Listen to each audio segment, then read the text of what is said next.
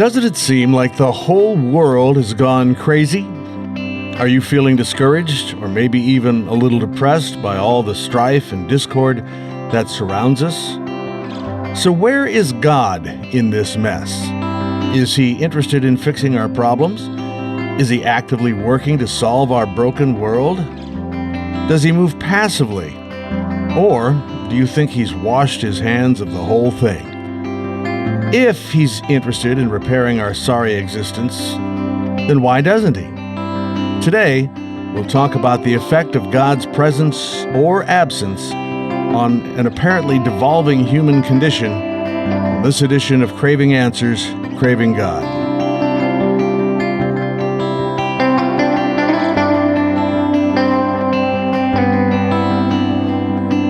I'm Chuck Rathert with Aaron Miller. Aaron is the pastor at St. James Lutheran Church in Glen Carbon, Illinois. Aaron, what would you say to a friend who has concluded that God is not involved in the day-to-day goings-on in our world?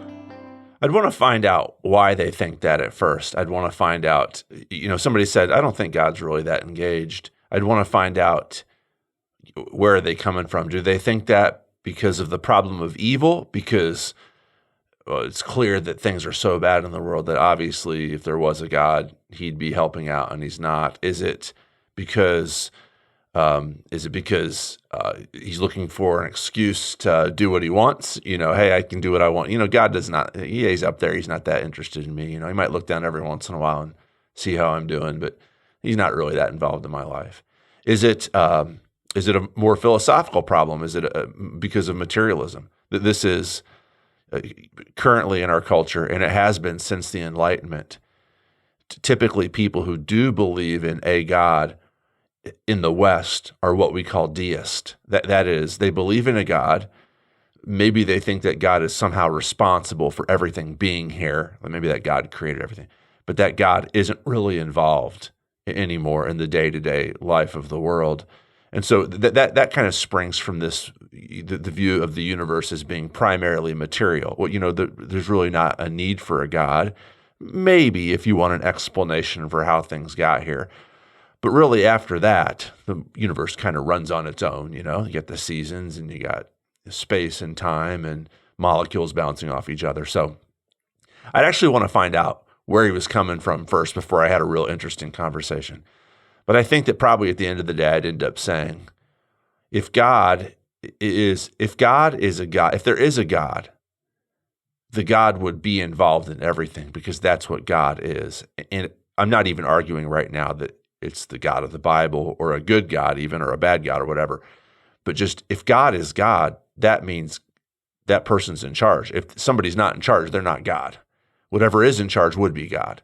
So if you are going to believe in a God, I think you probably ought to just jump in feet first. So you've been a pastor for a pretty long time. You've had lots of parishioners over those years. I know you can't tell me statistically, you can't answer this with a hard number, but what's your gut feeling? Of those people that you have pastored, how many of them have been or are deists? I have a memory of talking about this once before with you. It's an interesting question. It's hard to say, but so I'll say this: 100% of us tend that way. 100% of us in the West, those people who claim to believe in God, tend to be deist. It tends to be the default mode, just because that's what we grew up with. If an atheist says to me, "I don't believe in God," and a theist says to me, "Well, I do believe in God," I can pretty much assume that they both mean this man who lives up in the sky, who, he's kind of set things in order and the world kind of works. And every once in a while, like, he looks down and sees something he doesn't like and he sends some lightning bolts to blow something up, or he sees something he does like and he sends some nice weather or a pay raise. But both the atheist, the God that the atheist doesn't believe in and the God that the theist does believe in, tend to, in our culture, be deists. And one of the challenges of being a Christian is to speak the reality of the Christian God against that God, the spy in the sky version of God. So I think we can all agree that our world is just full of trouble, which is actually something the Bible predicts. Is that God's fault or is that our fault? It's our fault. The Bible is very clear that, well, it's two groups are going to agree about this. First of all, the Bible is very clear that humans have screwed everything up. Almost everybody I know, religious people, non-religious people, all agree that humans have done a really excellent job of screwing everything up. So both sides agree that it's really essentially a human problem. I know philosophically, and we're probably going to go there, a lot of people will say, well, I can't believe in a world where so much is wrong, I can't believe in a God. That's actually less a look of an honest look at reality, and more a philosophical position that wants to use reality to not believe in a God that they didn't previously want to believe in. So are you differentiating philosophical from theological? Is that the contrast you're trying to make? No, I'm differentiating philosophical from just practical day-to-day experience. In practical day-to-day experience, somebody cuts me off in traffic, and I don't say, "Oh, where's God in all of this? I can't believe in a God." Even if something really bad happens, like if I lost my job, most people, you go to work and there's a boss who is crooked, and you end up losing your job because you aren't going to play ball with that boss. Most people don't say, "Oh man, I can't believe in God because of that." Most people would say, "Man, this is a crooked world that we live in." Or they might say, "Hey God, what did I do to deserve this kind of adversity?" Yeah, religious people will frequently turn to God. That's true. But most of us blame the messed up political system in our country on the politicians. Most of us don't say, everything's lousy in our country right now, God must not exist. Most of us are just like, well, people who have power and people who have money do bad things, and that's why they do those things, and it's their fault, and let's figure out a way to fix it. So I'm thinking that somebody might say, boy, the politicians have really screwed things up in our country or screwed things up in this world. And I'm just disgusted with the politicians. And I might not say it, but I might think it. And I'm really disgusted with God because he never does anything to deal with these politicians. He just seems to be somewhere off in the distance, probably shaking his head thinking, oh, these politicians, they're just terrible. But he doesn't do anything about it. And therefore, while I would never say this to you or out loud to anybody, I have a slightly, if maybe not a measurable, diminished view of God because of it. Yeah. Well, you should. You should. I mean, if that's your view of God, that he's slightly disinterested and he's not doing anything about the problems, I don't like that God either. I choose along with you to not believe in that God as well. The God of the Christian Bible, though, is very different. He's very engaged. He's very active. He claims to be the Lord of the universe. I'm not seeing it. Well, so there's two things that might be going on here. One is he might not be doing it because you can't see it, in which case let's not believe in him. B, he might be doing it, but you can't see it because you're not looking in the right place or because there's something wrong with your eyes. And that's the option that the Christian Bible opts for. We have a problem as humans, is that we think that we know the solution to problems, right? We think that so the political system is bad, and so we think, you know what? God's not doing anything. You know what? The solution should be, I should get the power. And then as soon as I get the power, I'm going to end up being, that's what power does. I'm going to end up being crooked. So the problem is my eyesight. I can't see God working because I'm looking in the wrong place. God doesn't usually work through great amounts of money or power. And I'm not saying that business people or rich people or politicians can't be good citizens and even good Christians. I'm not saying that at all, but that's not typically the way that God works. God typically works in slightly sneakier ways, which are less noticeable to those of us who are trained to always look at the money or the power to find out, how things get done and why things aren't getting done because the wrong people have the money, the wrong people have the power. God works in slightly sneakier, but more powerful and more pervasive ways. Did you just say that God is a sneaky God? And not sneaky intentionally, but sneaky in the sense that we don't know where to look for him, and so he always surprises us. Let's talk about the atheist here for a second. You mentioned that before. How likely do you think it is that the person who identifies as an atheist, and I think that's a journey, when you finally say to your friends or your family, "Yes, I'm an atheist," how likely do you think that outcome is because that person has surveyed the situation of the world and found it to be wanting, found it to be desperate, found it to be violent, and because of that says, there is no God, and therefore I'm an atheist? Uh, can I throw this back at you? Like, what would the other options be? I'm interested in that. Like, do you Other than atheism? no other than like I'm an atheist because I don't believe that an evil world. If there was a God who would exist, he would clearly make himself real. Well, off the top of my head, I think that atheism sometimes flows not from seeing adversity, but in pursuit of nobility.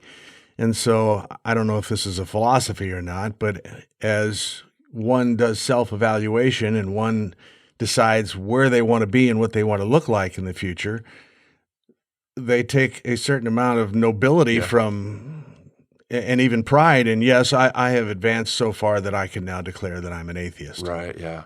I totally think that's true. Also, the pursuit of pleasure is one. There's a famous Aldous Huxley quote from the 1920s where he basically said something along the lines of, and this is a super rough paraphrase, I'm going to mess this up, but my friends and I at college, we wanted to have sex, and God was in the way, so we dispensed with him. And it was a very, very honest quote. I might have mentioned that quote in here before, but I think that typically what I found is that the problem of evil is secondary. I don't think we talked last time in the last episode about what faith is, and I argued along with the Bible and Saint Augustine that believing is seeing, not the other way around. I think that Christians see evidences for God because they want to believe in God. That's a rough way of saying it. As a believer, I would say, because I know God, I see evidences for God. Because I know my mom loves me, whenever she does nice things, I take those as evidence that she loves me, not the other way around. I'm not asking my mom for evidences to prove that she loves me. Atheism is the same way. Atheists are typically atheists for the same reason that theists are typically theists, because they want to be. There's some sort of reason that they want to be. Nobility is a reason. Pleasure is a reason. And then you look for reasons. And I'm not saying like they're manufacturing reasons, but you see the things in the world and they reinforce your desires. You see the evil in the world and you say, that means that there's no God. So I suspect as a pastor that you have had more conversations with people than I have about their frustration, about their problems with their own faith, thinking those kinds of things through. Yeah. Has anyone ever said to you something like, if your God can sit by while the whole world experiences war and famine and disease, then I don't want anything to do with your God? Have you heard that? Yeah, for sure. But my comeback would be like, I get it. Like if my God is sitting by not doing anything, then I agree with you. I don't like him either. My God is doing something though. My God is actively engaged in fixing these problems. And we're just looking in the wrong place. We're looking in the wrong place. We're looking up at the pie and the spy in the sky and saying, "What are you? Why aren't you doing anything?" It's the old joke about the guy who's sitting on top of the house, the roof of his house in the flood. You've heard this before. And somebody rows by in a boat and says, "Hey, I'm here to rescue you." And the guy says, "No, I'm praying. I'm waiting for God to rescue me." And so the guy paddles away, and the original man on the roof ends up drowning to death and goes to heaven and says to God, "Why didn't you rescue me?" And he says, "Well, I sent a guy in a boat." It's that way. We're looking in the wrong place. We're looking in the wrong place. Okay, so perhaps the opposite is true. You seem to be making a strong case here that God is not dispassionate, he's not inactive, he's not distant. The opposite is true. He is really involved. Yeah. So if he is involved, and as I think I heard you describe, he's involved in a way that we just don't see it, are we supposed to just go through life never seeing it, and then we get to heaven and our guardian angel says, hey, remember when that good thing happened, or you got saved from that? That was me. And you weren't supposed to know it, but that's how we do things up here. Or is there a way to say, well, if I'm looking in the wrong place, tell me where the right place is, and I'll start looking there. Yeah, that's the crux of it, right? Actually, that's unintentional pun, the crux. So the place to look for is, and so many people don't get it, going back 2,000 years, is that God is not some, powerful man with a beard sitting behind the curtain, pulling the ropes that make everything go. God, the Bible insists, this is unlike any other God in the universe. God is not the God of deism. God is a human being. God is actually a construction worker. God made himself human to come down here to experience all the evil that anybody's ever experienced. He knows what it's like to be betrayed and to be lynched and to stand in front of a kangaroo court for a mock trial with false evidence drummed up and nobody to defend him. He knows what that's like. He knows what it's like to sleep outside.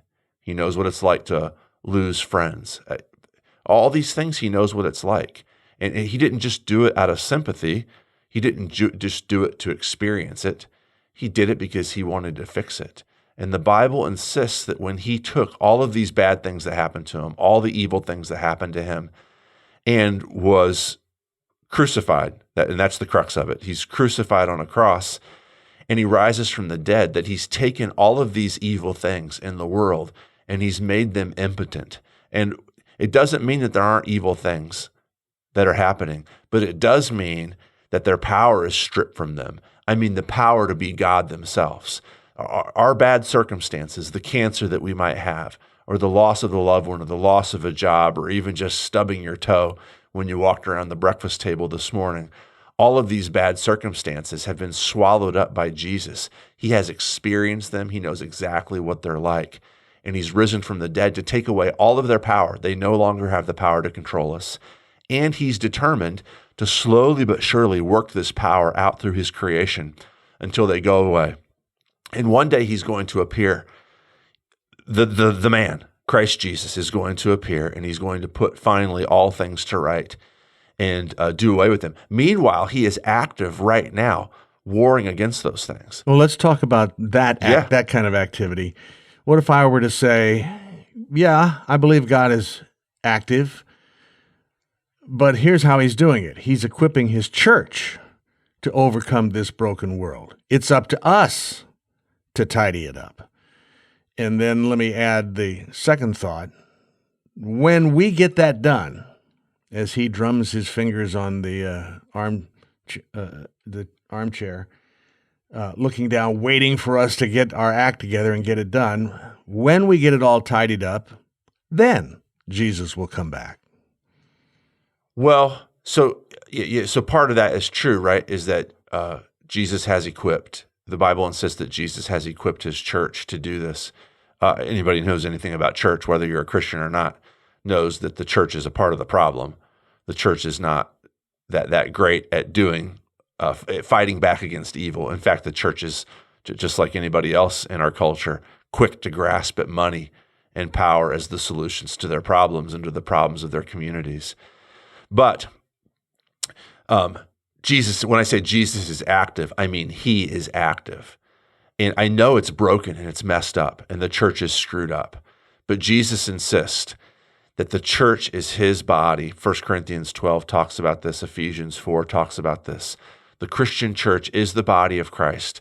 And Christ is active, still active in fixing these things. So back when Jesus was walking the earth, he healed sick people and he fed hungry people and he took the marginalized people, the children and the women and the crippled people and the poor people, and he inserted them. He brought them back and re-enfranchised them. He brought them back and made them members, full members of community. That's still what he's doing now. And he's doing it weirdly through his church. And I know Weirdly. I say weirdly because the church is part of the problem. But if you look at any individual church, it'll be hard. C.S. Lewis talks about this in the Screw Tape Letters. It'll be hard not to notice how lame everybody in that church is. Best case scenario, worst case scenario, how hypocritical they are. And yet God still is working through lame people. And one of the reasons is that he wants the glory. He wants it to be known that Jesus is the one who is fixing things. Now, he invites his church to be a part of it, and churches need to be a part of it. We need to be more active in saying, Jesus, fix the problems of our town and let us be a part of it.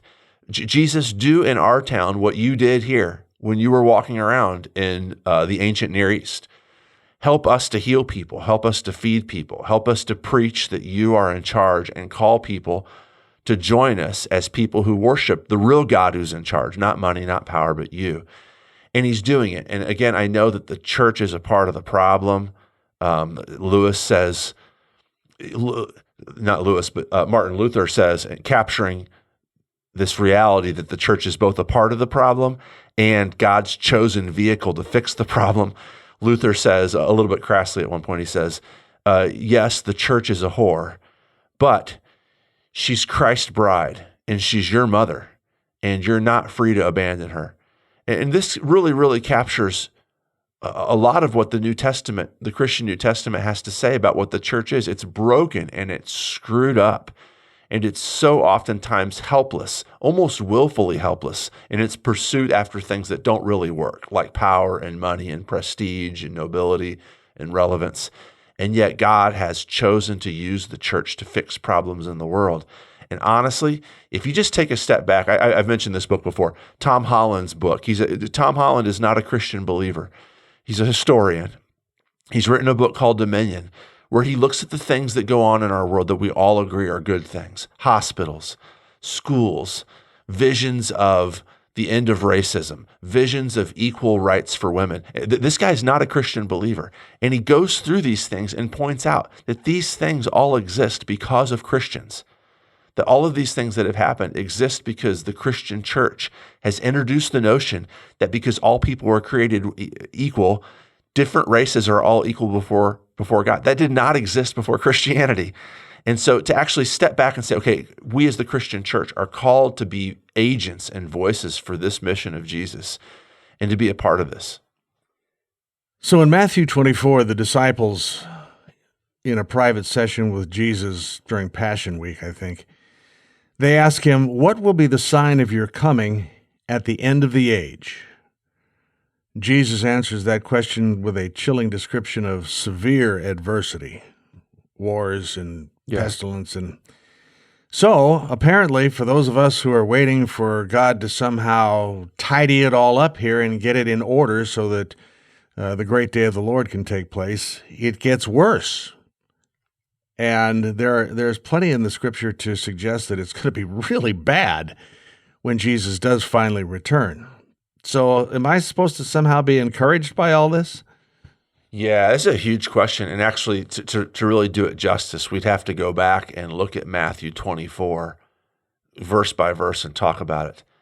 But let me come at this a couple different ways. One is, in Matthew 24, the disciples, in the verses right before you read, the disciples are in Jerusalem with Jesus, and Matthew says they're pointing out to him all the beautiful buildings in the temple complex.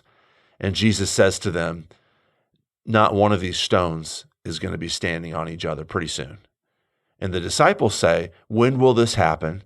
And what will be and then the verse that you read, the coming of the Son of Man, when will we know how these things are happening? So the disciples, to us, it looks like they're asking three questions. When is the temple going to be destroyed? When are you going to return? And what will be how will we know when the age is ending? But for the disciples, it's just one question in their mind. That's one single event: the destruction of the temple, the vindication of Jesus, the Son of Man, and the end of the age. And so when Jesus answers that question, this is kind of a hot take, all right? So this is a little bit controversial in some circles. I mean, some people are going to be listening to this and think, I've never heard of this before, and honestly, I could live the rest of my life in peace without having to listen to what you're about to say next. And I get it. Matthew 24, I think, by and large, the language about the destruction and the wars and the earthquakes and flee Jerusalem. Don't stay in the city of Jerusalem. It's be better, like go leave, like go out to the desert. That's largely talking about the events that the disciples are really interested in, which is when is the temple going to be destroyed? There's going to be rumors of false messiahs. There's going to be rumors of approaching armies. And Jesus says when that day happens, which, by the way, it happens in AD 70. One of the things Jesus says in here is this generation will not pass away before this happens, which it's hard to explain that if you think that that text is about the end of the world, the end of the age, or the apocalypse or whatever. But actually, it's about the events of AD 70, when the temple's destroyed by Roman armies who are there to crush a revolt. Not one stone ends up being left standing in that event. And so one of the things we have to do is to interpret the bad things that are happening there are things that happened in the past. Now, I'm not going to say it's just about the past. I'm going to say this is about our existence all the time. When do we not, as human beings, specifically as Christians right now, for those of you who are believers, when do we not live in a time when there aren't, I'm not sure, I think I probably used a double negative there, but you know what I'm doing, where there aren't earthquakes or rumors of wars or violence. That's the world that we live in. Things are bad. They're not necessarily getting worse. They've always been. Maybe they're getting worse in my town, but there's always been genocide. There's always been disease. There's always been pandemics. This is the way the broken world has always been. It's not necessarily getting worse and worse. In fact, let me argue this, and I'm just going to do this real briefly. And again, I might have mentioned this before in a previous episode, but this would take a thorough biblical study, which is really not the point of this podcast, although maybe it would be helpful sometime. The Bible tells a story of more and more people coming to submit to the authority of King Jesus all the time. Just as a quick example, Isaiah 2 pictures in the last days, it says, that people from all nations all over the world are going to stream into the city of Jerusalem to sit in the sanctuary of God and to learn from him there. Well, we're seeing this happen. All over the world, people are coming to submit to the lordship of Jesus. Christianity is an incredibly quickly growing religion. The fastest growing religion in the world is Christianity.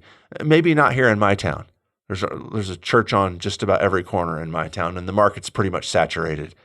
Thankfully, we should be thankful for that. Not completely. There's still lots of work to do, especially in the churches themselves. Like I said, there needs to be a revival of real, genuine Christianity in my church. But across the world, places where Jesus wasn't heard of, even decades ago, it is now the dominant religion in the global South, Africa, South America, many, many parts of Asia and Southeast Asia. This is what Jesus is doing. He's slowly but surely conquering the world for justice and righteousness, and he is going to make all things new. Let's talk about that glass half full person, the optimist, the encourager, who does Christian works, is faithful to live out his or her faith by doing good works in the name of Jesus. And part of that dynamic, although perhaps until this conversation today, maybe they haven't really thought it out all the way to the end, part of that dynamic is they're trying to make a better world. I'm just trying to make a better world, not just a better world in my square yard here, but collectively, I and others who are faithful, we are going to improve the world. Yeah. And pretty much all they've heard here today is, ain't going to happen. It's going to get worse until the end. And that encourager is now a little discouraged. What have you got for that person? Well, maybe I misspoke then, because that's what I'm not. I'm saying that the opposite is true. That the world is going to become a better and better place all the time. That as Jesus rules and reigns more and more again. When does that start? Started when Jesus rose from the dead. So, okay, I understand what you're saying here, but I'm just not seeing it. Particularly now, it appears like the whole world. I mean, when we entered the nuclear age and we got armed to the teeth, we entered a period as a world community of terror that we had never known before. And you're saying it's getting better all the time? Is that what you said? I'm not saying it's going to be a steady 45-degree uphill climb. There will be fits and starts, but Jesus is slowly, but surely, he is going to rule and reign until righteousness covers the earth like the waters cover the sea. And he's slowly ruling and reigning more and more all the time. So one of the horrors of the 20th century, right, is the dropping of the atomic bombs on Hiroshima and Nagasaki. Your generation, my generation as well, grew up with this fear that that was our ultimate destiny, is that the world was going to end in a huge nuclear conflagration. That has not happened. That has not happened. There have been. It's hard to see in the moment. It's hard to see because it's undeniable that there are bad things. It's undeniable that bad people have political power and economic power. And yet, if you step back and you look big picture, Jesus, again, it's slowly but surely is transforming the world in his image. And more people are Christians now than ever were before. Look, 150 years ago, there are people in our country, and this is like my grandfather knew people who lived in this world. This is within recent memory. There are people in my country who owned other people and horribly mistreated them, sometimes even murdering them, simply because of the color of their skin. And I am not saying that racism is fixed or cured. It obviously is not. It's a sin problem, and it's got to be addressed with the gospel. And until our culture wakes up and realizes it has to be addressed with the gospel, it's not going to get fixed. But it is way better than it was 150 years ago. This is undeniable. The way that women are treated in my culture, in a Christian culture, way better than it was in non-Christian cultures. I come from Germanic stock. The way that women were treated in my world 1,500 years ago in the barbaric Germanic tribes, way different now than they're treated in Christianity. Children are treated way different. This sort of thing is growing, and what I'm saying is we have to look for it. And if we look at the politicians and the money, or if we look at any other sort of broad, the media or whatever else you want to pick on, you can be like, well, see, there's big problems. Of course there's big problems.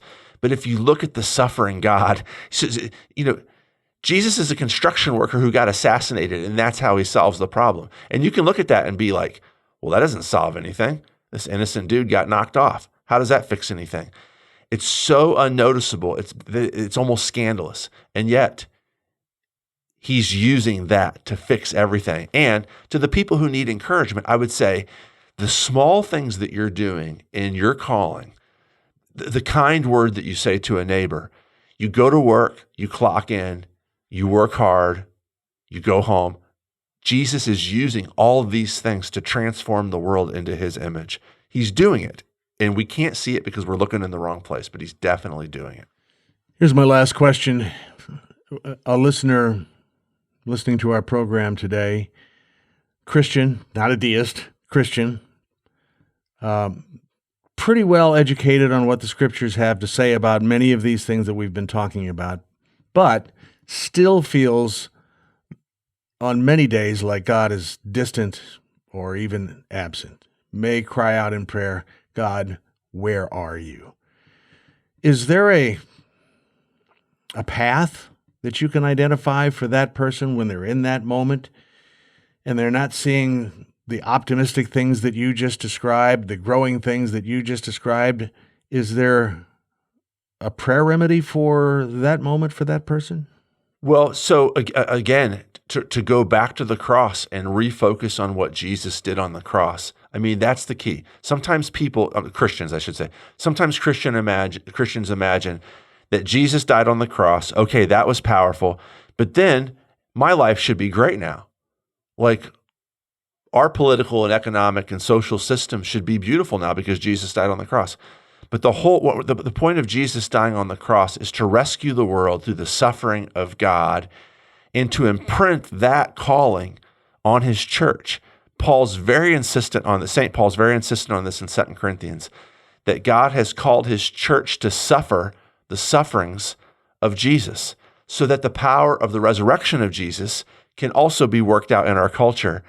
And when things go bad and we think, God, where are you at? One of the answers is like, he's crucified. And so my sufferings are a sign that he's at work, that this is how he works. He doesn't work in like, it's not the case that it's not normally the case that your favorite movie star is all of a sudden going to convert to Christianity and abandon their life of manipulating women and living for greed and money and say, everybody who likes my movies, you should believe in Jesus and become a better human. That's not the way it usually works. It usually works through the suffering of Christians. That's how God works his kingdom out. And because we're connected to the sufferings of Jesus. So to anybody who's discouraged and says, I don't feel like God is here because things are going wrong, I would say God is always where things are going wrong because he's the God who lives in things going wrong. He's the God who is the crucified God. Look for him there. So I guess what I take from this conversation is that our natural eyes are pretty good at seeing everything that's going wrong. Yes. But whether it's he who has ears to hear or he who has eyes to see, through the lens of faith, we could probably see a lot of God's activity if we would just look through that lens and focus on the cross. Yes, absolutely. That's my takeaway. Oh, yeah. You good with that? Yep. We say thank you for listening to Craving Answers, Craving God with Aaron Miller, pastor at St. James Lutheran Church in Glen Carbon, Illinois. When you select an episode, you'll have an opportunity to click the like button or to click the share button on Facebook or Twitter. There's also a place where you can leave a comment. I'm Chuck Rathard. Thanks for listening to Craving Answers, Craving God.